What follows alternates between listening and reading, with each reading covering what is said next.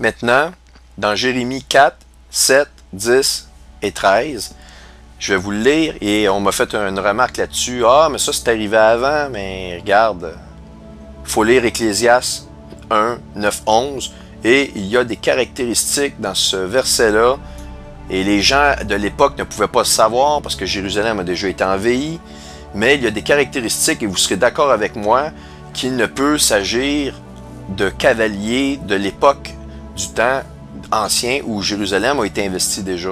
Ça ne peut expliquer tout. Et la Bible nous le dit, ce qui est arrivé recommencera, ce qui n'y a rien de nouveau sous le soleil, on le dit ici. Eh bien, écoutez bien ce verset. Le lion s'élance de son taillis. Le destructeur des nations est en marche. Mon orbite vous démontre qu'il traverse l'écliptique dans la tête de la Vierge, donc dans la Vierge, pas loin du lion, et il va faire son ascension vers au-dessus de l'écliptique dans le ciel du lion. Il s'élance de son taillis. Le destructeur des nations est en route. Et ça, c'est encore un verset qui correspond à l'orbite qu'on vous démontre. Il a quitté son lieu pour ravager le pays, pour ravager ton pays. Tes villes, toutes tes villes seront ruinées. Il n'y aura plus d'habitants. Ah, je dis, Seigneur éternel, tu as donc trompé ce peuple et Jérusalem en disant, vous aurez la paix. Et cependant, l'épée menace leur vie. Donc, ça nous dit que non seulement les peuples vont se faire avoir dans une grande tromperie avec la paix et la sécurité, hein, les Nations Unies, vous faites tout pour la paix et la sécurité, vous allez remettre les frontières comme en 77, Obama il joue à l'hypocrite. Eh bien, j'ai des nouvelles pour vous. La parole de Dieu va dominer sur vous, elle va s'accomplir complètement. Et c'est même, tu as trompé ce peuple et Jérusalem en disant, vous aurez la paix et la sécurité. Le peuple palestinien, la troisième intifada, le peuple, ils veulent être reconnus comme État avec les frontières de 67. Jérusalem aussi est trahi et trompé là-dedans. Eh bien, voici ce qu'on nous dit, la conséquence. Voici, le destructeur s'avance comme les nuées, ses chars sont comme un tourbillon, ses chevaux sont plus légers que les aigles. Malheur à nous, car nous sommes détruits. Écoutez, invasion extraterrestre, des chars plus légers que des aigles. Pour être plus léger qu'un aigle, et un aigle, qu'est-ce que ça a comme caractéristique? Ça vole. Et ils viennent comme un tourbillon. Et quand on regarde vraiment le vocabulaire ici, ça nous parle de swift, ça nous parle de quelque chose de rapide. Mais les chars à l'époque n'étaient pas rapides, vous oubliez ça. Et on parle du destructeur. Certaines versions vont dire « il s'avance » comme les nuées. Mais oui, mais on parle du destructeur en haut. Le destructeur des nations est en route, il s'avance. Oui, il s'avance. Exactement. Maintenant, je vais vous montrer ici 2 montages vidéo. Et écoutez bien ce que je vous dis, c'est absolument important. Il faut vraiment avoir votre attention. C'est très, très important. C'est une subtilité absolument extraordinaire, fondamentale pour prendre une décision, si vous n'êtes pas avec le Seigneur, de le faire, qui vient vous donner un aperçu de la profondeur de sa parole. Comment elle est profonde. Vous n'avez jamais aucune idée à quelle profondeur elle est, cette parole.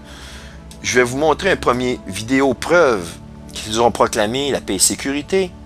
Vous allez, pour ceux qui ne sont pas au courant, vous allez être vraiment ébranlés. Mais j'ai quelque chose d'encore plus fort que ça. Les Israéliens croiront à la paix et sécurité et se feront prendre par une nuit subite. Je reviens en arrière. C'est bien écrit, tu as donc trompé ce peuple et Jérusalem en disant, vous aurez la paix. Cependant, l'épée te menacera leur vie. Et donc, Jérusalem aussi va être trompé là-dedans. Eh bien, je vais vous montrer une vidéo qui est sortie. Aujourd'hui, on est le quoi? On est le temps presse, oui. On est le 15 septembre. Bien, je vais vous montrer une vidéo qui est sortie le 14 septembre qui prouve que cette prophétie-là est accomplie, mesdames et messieurs. Les Israéliens, vous allez voir à quel point ils ont embarqué dans cette...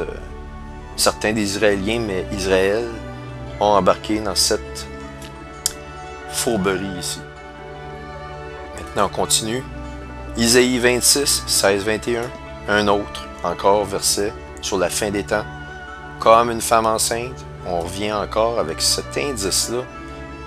Il faut vraiment que vous voyez que la Bible, elle se confirme. Les gens qui m'arrivent me disent « Ah, ça se contredit, écrit par les hommes. » Oui, ça a été écrit par les hommes, mais c'était des prophètes. La Bible, tous les versets sont là-dessus, sont inspirés par l'Esprit de Dieu. Si c'est vraiment une affaire de cœur, vous vous donnez à votre Créateur, il vous a mis au monde. Les gens, les pères qui n'ont pas de foi, vous avez vos petits-enfants, vous avez des enfants, des filles, des fils. Mais il vous les a donnés par amour pour vous. Mais au moins reconnaissez-le, c'est votre Créateur. Comme une femme enceinte sur le point d'accoucher, ce tord est crie au milieu de ses douleurs. On l'a vu ça arrive le 30 septembre. Ainsi, nous avons été loin de ta face, ô Éternel. Ça, c'est son peuple, et à Israël qui lui dit. Nous avons conçu, nous avons éprouvé des douleurs. Donc, nous avons conçu, c'est qu'ils ont conçu Jésus à travers la fille du peuple, qui est la Vierge Marie. Nous avons éprouvé des douleurs, et quand nous enfantons, ce n'est que du vent. Pourquoi que ce n'est que du vent quand Jésus est venu? Ils ne l'ont pas reconnu massivement. Les Israéliens n'ont pas reconnu Jésus. Ils sont comme vous, les païens, tant qu'ils ne reconnaissent pas Jésus. La colère de Dieu va sur eux. Je vais vous montrer des versets. Les 2 tiers des Israéliens vont être tués lorsque ils vont rentrer dans les tribulations. C'est dans Zacharie 13, versets 8 et 9, parce que je vais accélérer, je vous le donne immédiatement, mais je n'ai pas le temps de vous le lire. Donc, ils ont été loin de sa face et ils ont enfanté. Jésus est venu, ce n'est que du vent. Le pays n'est pas sauvé et ses habitants ne sont pas nés. Mais non, ils ne sont pas nés de nouveau. Il faut que vous naissiez de nouveau, naître de nouveau. C'est quand vous acceptez Jésus, vous acceptez l'Esprit Saint, vous acceptez qu'il y a des forces ténébreuses et que vous êtes de la lumière si vous êtes avec l'Éternel. Toutes sont interreliées. Donc, vous naissez de nouveau, vous venez de nouveau au monde. Vous refusez votre ancienne vie quand vous marchiez sans foi et vous acceptez l'Éternel. Maintenant, si vous aimez le Seigneur, vous avez une relation personnelle avec lui, vous écoutez ses commandements. C'est pas juste de dire « je l'accepte » puis « salut, bye, je m'en vais ». Il vous dit, il y a plein de commandements que le Seigneur nous dit. Il nous dit de témoigner de son nom. Il faut le faire lorsque cela est possible. Que t'es mort, maintenant, regardez bien, après tous ces événements-là, et la naissance, que Israël n'a pas a eu des douleurs de l'enfantement, et qu'ils n'ont pas accepté Jésus, donc ils ne sont pas sauvés, ils rentrent dans les tribulations. Le peuple n'est pas sauvé, il rentre dans les tribulations, ses habitants ne sont pas nés. Eh bien, la conséquence, voici ce qui se produit. On nous parle de l'enlèvement de l'Église, l'enlèvement, pour ceux qui ne le savent pas, si vous regardez ma bande-annonce, c'est vraiment, le Seigneur vient dans les nuées, comme je vous l'ai expliqué, il vient avec ses anges retirer ceux qui sont avec le Seigneur, juste avant les tribulations, et les autres passent sous le jugement. Ils vont rester 7 ans dans les tribulations. Que tes morts revivent, que mes cadavres se relèvent, réveillez-vous et tressaillez de joie, habitants de la poussière. OK? Donc, dans l'enlèvement, en une fraction de seconde, avant que nous soyons enlevés, les morts qui sont morts avec Dieu, eh bien, vont se relever. Les morts qui sont morts avec Jésus, qui sont morts avec la foi, une foi avec Jésus qui est indéniable, qui est profonde, eh bien, se relèvent.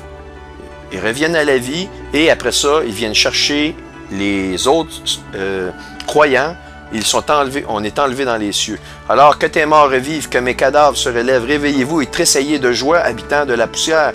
Car ta rosée est une rosée vivifiante, et la terre redonnera le jour aux ombres. Et là, il prend l'ensemble des morts, l'ensemble des vivants, et on est enlevé vers les cieux. Va, mon peuple. C'est lui, son peuple, c'est le peuple spirituel, celui qui a reconnu Jésus. Le peuple physique, c'est les Israéliens, mais le peuple, la vraie Israël spirituel, c'est les gens qui ont accepté Jésus. Va, mon peuple. C'est pour ça qu'il parle de son peuple. Entre dans ta chambre et ferme la porte derrière toi. Cache-toi pour quelques instants jusqu'à ce que la colère soit passée.